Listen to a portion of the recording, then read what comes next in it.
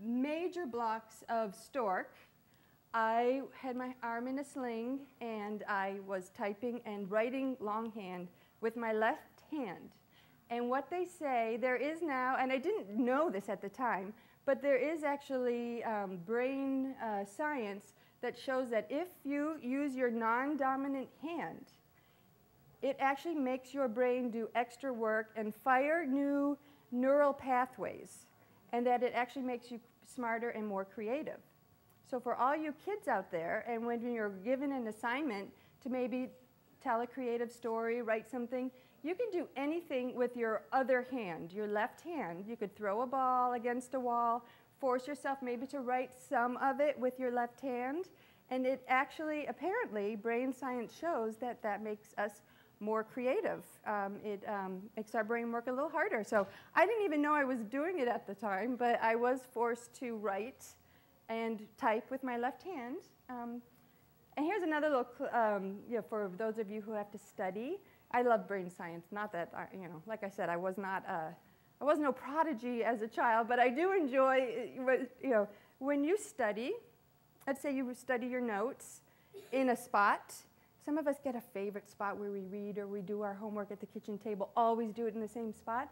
Well, they actually say that if you move to a second location, the second time you reread those notes and study something, you're actually making your brain make another connection to that information, and it will be reinforced. So when you go to try to recall that on a test, you'll actually have two references. It's like you've put it in two separate file drawers in your brain, and you might recall it better.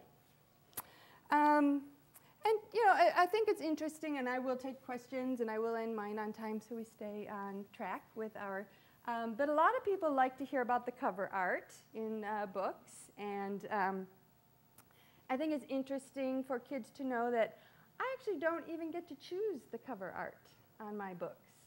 That is something, once you get a publisher, starts you get an agent, and your agent sells it to a publishing house, and then within that, my trilogy is with Candlewick Press.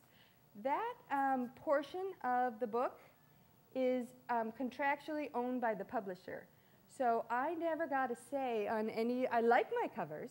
I like them very much, but it would never have been within my realm to say. I mean, I could give a suggestion that, I don't think that that's, some things came up with Flock, and it was changed, not because of me, but.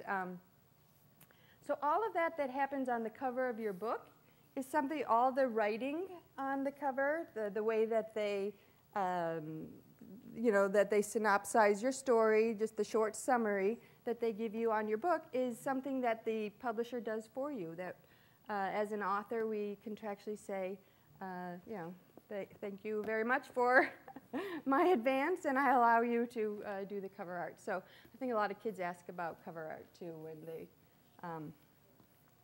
are curious about how books are made. Well, I have time for a couple questions, and then we can do the drawing and stay on time. Did you know the end of the series in your head as you were creating the story? When I wrote Stork, I did write it as a standalone, and at that point I didn't have an agent, and I certainly didn't know for sure. I was thinking that possibly we could make this into several books, and I knew that in the young adult genre that I had just decided to write in, that usually young readers like to stay with a character for several books. So it's sort of in the back of my mind that I would be able to develop it out if I was asked to do that. But they also say don't tell them in your first query letter that this is a potential series. It's best to just say, to keep it very open-ended, don't tell them either way. So it was a standalone. I did already know that I love the story of the Snow Queen and that I could use that for the second one. I did not know what I wanted to do with the third one. And I actually just, I do have one of my adult novels did get picked up, and it's published by Penguin, so I do have an adult novel out there.